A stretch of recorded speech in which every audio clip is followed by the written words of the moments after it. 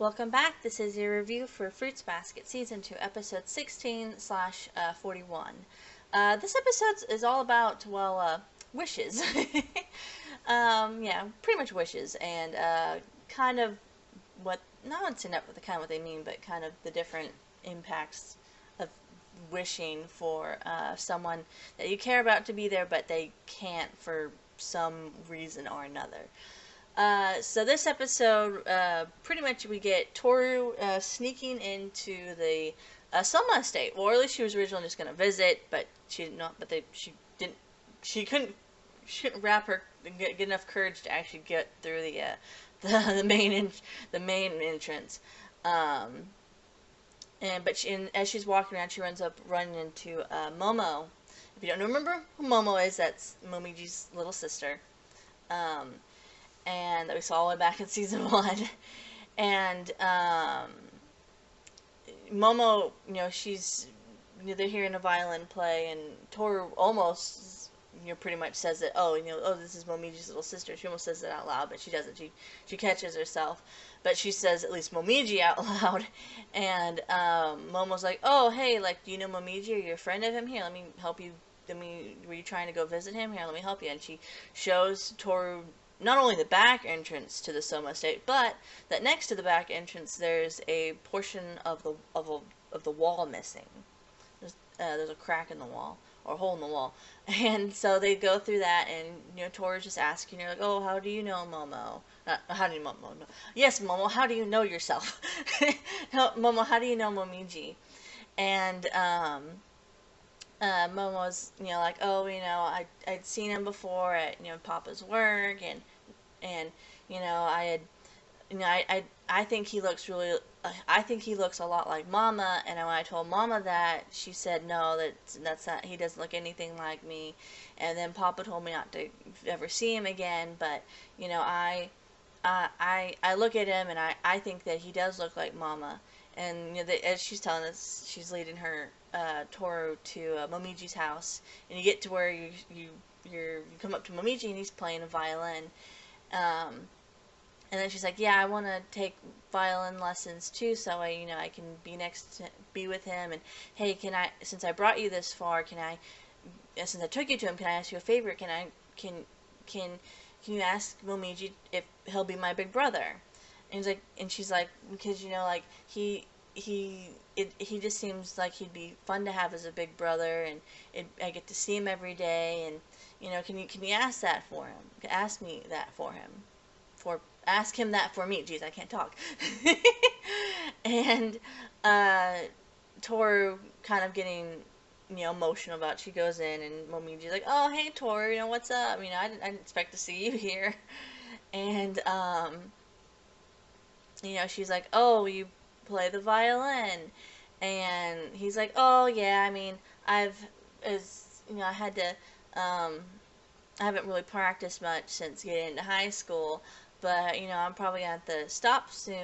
I'm going to have to stop taking from my teacher anyway, because Momo kind of got too interested in it, and, which you see at kind of the beginning of the episode, where, as the kind of the cold opening of Momiji's father saying, hey, listen, I don't really want to have to do this. This is a really hard choice for me, but can you, I'm gonna have to get you to, you don't have to stop playing violin, but you just can't, take any lessons from your teacher anymore, because Momo's gotten interested in the violin. I don't want you guys getting close, because, and Momiji, he's kind of reiterates that to Toru, and he's like, and I get it, I understand, because everything that Papa's had to, he doesn't want me to pretty much destroy everything that he's so desperately tried to rebuild with Mama, and even with Momo. Well, now with Momo, because some people I know were confused about it, in that only Momiji's mom forgot about him. Momo doesn't know Momo wasn't born until after Momiji's mom forgot about Momiji. So Momo doesn't know who he is. But, both his mom and sister don't know who he is, but for different reasons.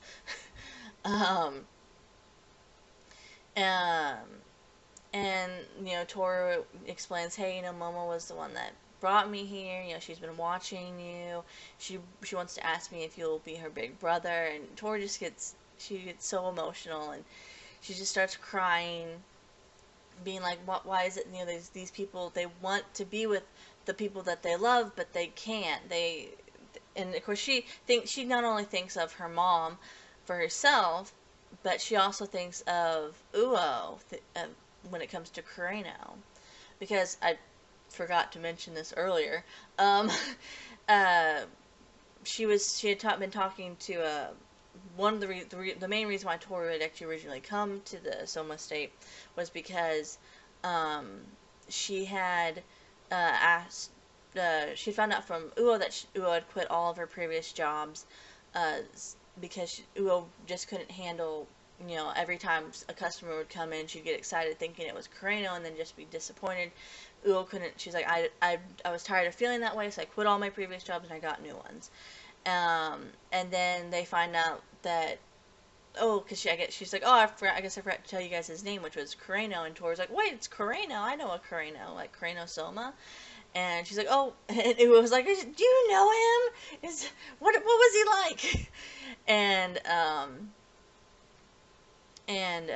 Toru's like, oh, he was a very cool and collected person from the brief little time that she saw him at the Soma, at the vacation house. And it was like, oh no, that can't be him. It's, you know, he's the type of person who, if he stepped in dog poo, he wouldn't even notice.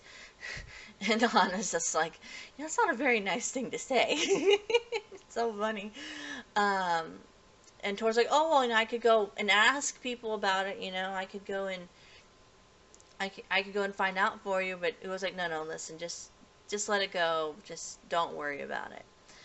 I don't want to trouble you about this. And then Tohru kind of course, on her own, she kind of is like, well, she thinks if I care about you, I'm going to try to do this anyway. I'm going to try to find out what I can, if it really is the same Kureno, if Kureno Soma is the same as your Kureno. And she winds up actually talking to Kyo, and Kyo, you find out a little bit of interesting facts about Kureno and how he interacts with the rest of the Soma, and that he's like, hey, you know, she asked Kyo about Kureno, and Kyo's like, well, I don't really know much about him. I've never really had much interaction with him, and, you know, I know that he's Akito's assistant, but other than that, I don't really know much about him. And that's when Tohru says, oh, I'm going to go visit the Soma State. I forgot to mention that. But jumping back, so, you know, she's thinking about and all these things going, you know, you know, why is it that you know, you can wish to be with someone, but they have there's all these things in which to come up and that are in the way. Now, I wish that these people could be together, but for different reasons they can't be. And she thinks of her mom, and then obviously Momiji and Momom, then also Uo and Kureno. If, of course, that is actually the Kureno. And she's like, well, I gotta go see him. She tells this to Momiji, and Momiji's like, well, okay, well, who is it you're trying to see? She's like, I gotta go see Kureno. And he pretty much gives her directions as to where where Kureno's will be at, even though he initially wanted to go with her, but she's just like, you know, Tohru kind of says, no, let me do this. I don't want you to get in trouble. And so she kind of wanders around. It's secret agent Tohru time. And so she's wandering around trying to be all sneaky, trying to figure out where he is. And she actually finds him. She actually sees him, and she calls out his name. But then right as she does that, she notices that there's a whole bunch of other people walking by. And so she's like, oh no, I don't want to, you know, get spotted and get in trouble. So she runs away, and she just keeps kind of running into people and having to hide. And eventually she just is somewhere, and she's like, I don't know where I am, but I was so close to talking with him. And then Kureno shows up. Well, before he shows up, you hear this woman's voice who's like, oh, hey, who's there? And you don't see her face, but Tohru kind of immediately goes, oh no, is this, you know, Kito's voice? This is Kito.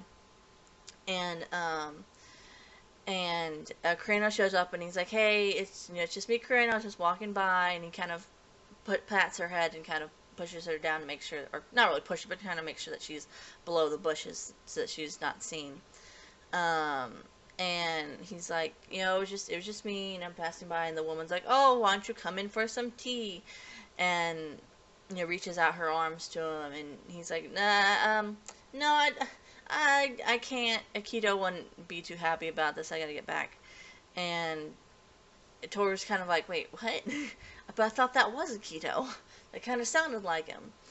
Um, and so they leave. The woman obviously goes away as well, but you never see her face. But then she, Karina's like, hey, what are you doing here? How did you get in here? I could have you arrested if you snaked. Jeez, I can't talk today. If you snuck in here, I could have you arrested. And Tori's like, okay, fine, whatever, but just listen to me first. And she tells him, hey, do you know an Arisa Uotani? And of course he reacts to it because obviously this is the same Karina. And she's like, okay, I knew it. And then she's like, hey, she explains about, Uo quitting all of her jobs and just how kind of down she's been. And she says, hey, can you just why don't you go see her? And he's like, I have no plans. I don't plan to ever go see her again.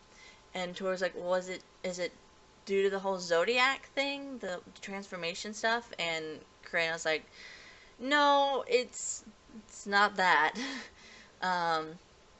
And Toru's like, okay, well, fine, just take her contact information then, because even if it's not today, even if it's not tomorrow or next week or next month or next year or in 10 years, maybe you'll change your mind just at some point, and you'll want to go and talk to her and see her. So just take her contact information, and I guess you can arrest me now. And Karina was like, oh, well, I mean, I wasn't serious about that. I mean, I was just talking, and I don't have any handcuffs on me. And he's like, and anyway, I think there's someone who over here that's worrying about you, which is Momiji. Momiji shows up, and he's like, hey, you should go now. This place really isn't for you. You should go. So Momiji and Toru leave, and Toru's still kind of down about the situation, being like, man, I wish that they could be together. And Momiji's like, hey, my dream is to one day become a violinist, and I want to have a small concert just for my mom, Momo, and my dad. And he's like, hey, well, how about I give, if you want me to, I could also give you I could also give you a concert. So if you tell me a song that you like, I'll practice it. And this is the part that this is something that I wanted to bring up real quick. And, Toru, thinking about wishes, says, oh, well, at least translated, at least sub-wise. It'll be interesting what they do with the dub. She says, oh, the birth of wishes. I mean, that's what she says, but in the manga, she actually says, when you wish upon a star. That's the song that she asked for, which is a Disney song, which is understandable why that they had to change it, because, that is kind of copyright. But it's like, oh, it's what she originally asked for, when you wish upon a star, because it makes sense. It makes sense, especially with the ending part that you see where she's sitting out underneath the stars and she's talking about wishes, and it's like, but it's understandable that due to copyright that they probably had to change that they most likely had to change what she said, what song that she said. But then you get afterwards her up on the roof at nighttime at Shigeru's house, and Kyo shows up and he's like, hey, I don't really see you up here too often. And she's like, oh, they get to talking, and she's like, hey, when you really like someone, you want to be with them and be near them as much as you can, right? And Kyo's like, what, you have a crush on someone? Tori's like, no, you don't.